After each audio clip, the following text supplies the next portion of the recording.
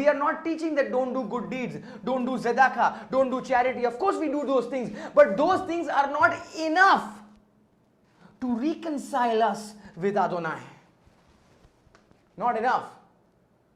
He has kept a way, a path, a system, a procedure, and that contains accepting the one he sent. Adonai sent the servant. We have seen in the previous songs.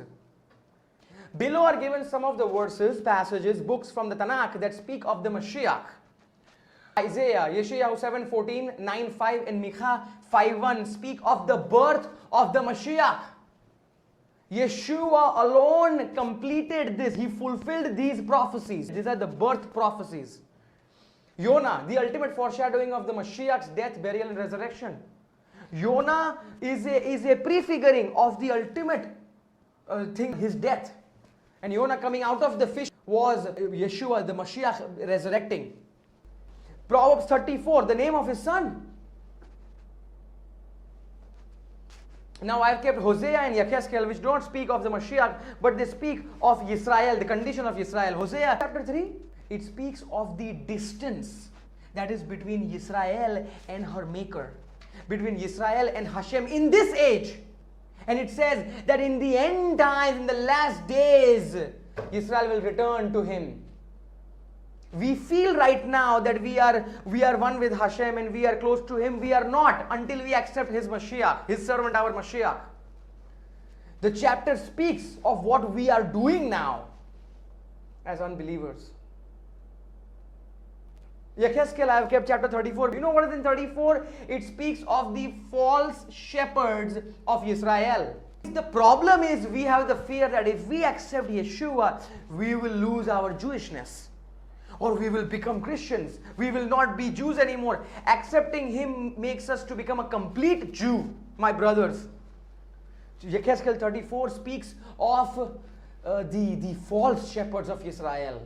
Our false teachers. Daniel 9:26 very clearly speaks in the most clear terms, in the most crystal clear terms, that the Mashiach will be cut off. Zechariah 9:9, Mashiach entering Jerusalem on a donkey. Gabriel prophesied to Daniel, and on the exact day Mashiach enters. Psalm 118:22 and Isaiah 28:16, you know, they speak of the stone. Mashiach is that stone. I've said in the past, I've said in the previous sessions, Israel and Mashiach are like the two sides of the same coin. He is our capstone. We can either get that or we will stumble at that stone. And majority of the Jews have stumbled over this stone, the stone being his servant, our Mashiach.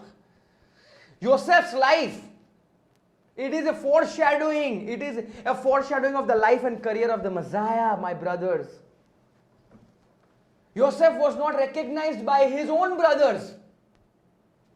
Same thing is happening now. We are not able to recognize our own Mashiach because we see him as the God of the Christians.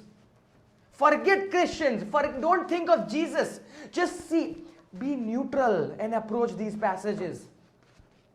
Don't believe what I am saying, but don't believe what our rabbis are saying either. Approach these passages from a neutral perspective.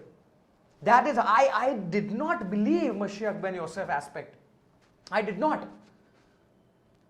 But then I approached these passages from a neutral perspective and I realized what I was taught was horribly wrong.